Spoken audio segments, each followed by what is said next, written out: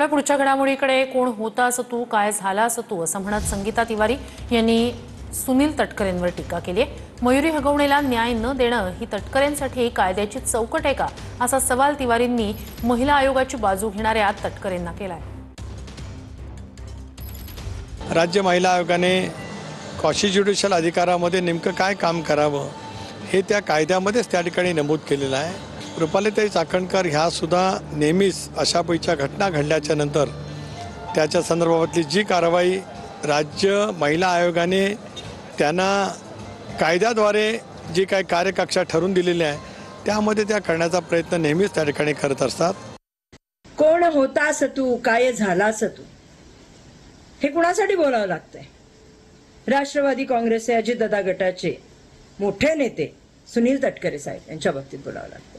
रुपालीताई चाकण महिला आयोगाच्या अध्यक्ष बाईंनी निर्णय एकदम कायद्याच्या चौकटीत बसून घेतलाय।